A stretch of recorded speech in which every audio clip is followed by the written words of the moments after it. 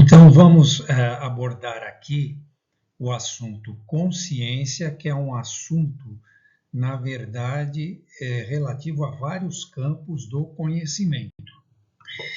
Primeiramente, nós podemos falar, então, numa consciência, um conceito de consciência clínico, neurológico, né? Também podemos falar um conceito psicológico, psiquiátrico e um conceito filosófico ético. Esse conceito clínico neurológico, ele é um conceito que tem um certo grau de abstração, digamos assim, né? Porque a gente diz assim, que consciência é um estado de plena noção de si e do meio. Então, o fato de ser um estado justamente diz respeito a alguma coisa que não seja palpável.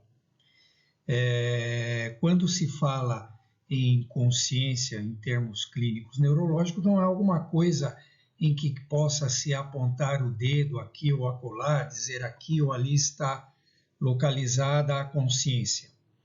De tal forma que alguns consideram que essa consciência seja um epifenômeno do encéfalo. Então, o que seria isso? Seria que, diferentemente de como resultado de atividade encefálica, que a gente pode ter, por exemplo, atividade motora, né? Ou coordenação, ou ainda a liberação de neurotransmissores, ou ainda determinados estímulos eletroiônicos, o fenômeno da consciência em si parece que é alguma coisa que já está fora ali da estrutura do encéfalo. Mas, enfim, isso é uma discussão que pode ser depois melhor abordada. Mas, inclusive, podemos lembrar que o filósofo e psicólogo William James costumava dizer que todos sabem o que é consciência até ter que defini-la. Então, justamente a questão da consciência é esse colocar em palavras isso aí que está designado como um estado no qual é possível perceber que a pessoa tem plena noção dela mesma, plena noção de si e do meio, ou seja, noção das outras pessoas, noção do mundo, noção do ambiente, assim por diante. Já a ideia de consciência no aspecto psicológico, psiquiátrico, entra aí mais uma ideia de compartimentos da mente, né, como o consciente e o inconsciente. E no consciente estaria, por exemplo, localizado mais o ego, por exemplo, em relação a essa maneira de entender aí a psicodinâmica humana, né? Enquanto que o id e o superego seriam mais do território do inconsciente. Ou ainda pode-se observar uma certa correlação entre o consciente e o inconsciente, observando-se os mecanismos de defesa psicológicos, ou ainda até a ocorrência de atos falhos, né?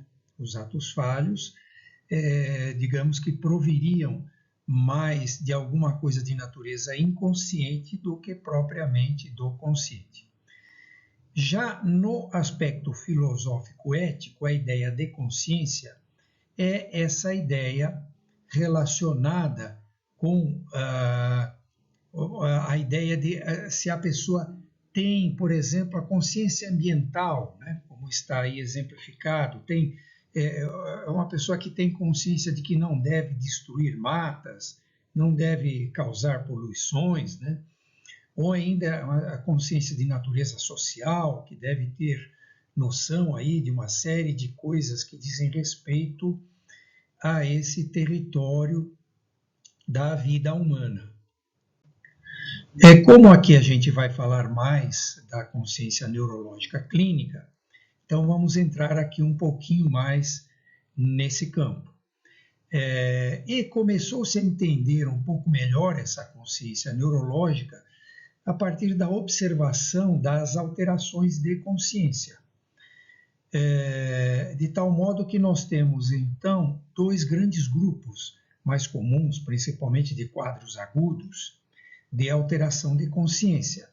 Pode ser uma alteração de nível de consciência ou uma alteração de conteúdo de consciência. A alteração de nível de consciência, que alguns comparam a iluminação de um cômodo, de um local, se está mais iluminado ou menos iluminado, até haver uma total escuridão, né?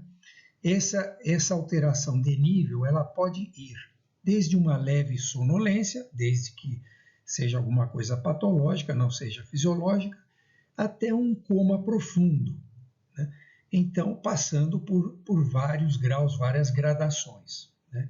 Então, aí estaria essa alteração de nível, e é chamado rebaixamento de nível, porque dá justamente essa impressão de que quanto mais rebaixado está o nível de consciência, parece que se torna mais difícil de se ter acesso a essa consciência ou de se obter alguma resposta que dê indício de presença de consciência nessa pessoa. Já essa alteração do conteúdo de consciência, só é possível nós verificarmos que o conteúdo da consciência está alterado se o nível de consciência não estiver muito rebaixado. Então, uma pessoa que está num coma profundo, é impossível saber do conteúdo de consciência. Já uma pessoa que tem uma leve sonolência, aí já é mais fácil de você poder, através de mecanismos de estímulos e resposta, saber se trata de alteração de conteúdo de consciência, que aí se encaixam mais frequentemente em quadros de confusão mental ou delírio com o M, não é o delírio com a letra O no final. É o delírio com o M aí, que é o nome usado para designar também esses quadros aí de confusão mental. Além disso, também temos algumas outras alterações, como temos o empobrecimento do conteúdo de consciência nos quadros de demências, demências as mais variadas, né? Também podemos ter um estado mínimo de consciência em situações onde há apenas alguma mínima resposta a algum estímulo que seja dado, dando indício de que há um estado mínimo de consciência, mas sem outras possibilidades de manifestação. E temos o chamado estado vegetativo persistente, onde essa pessoa é considerada como não estando consciente, então não está em condições de expressar qualquer resposta ao estímulo, qualquer resposta consciente a algum estímulo. E o estado vegetativo persistente tem este nome porque a pessoa continua funcionando em algum grau apenas no nível automático. Ela não tem respostas conscientes a estímulos que sejam dados.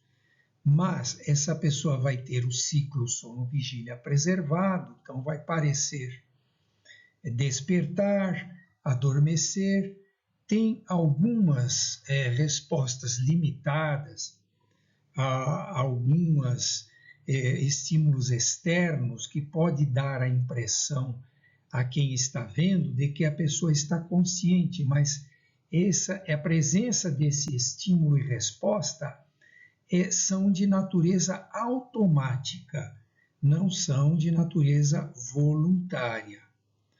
Oportunamente podemos continuar esta temática.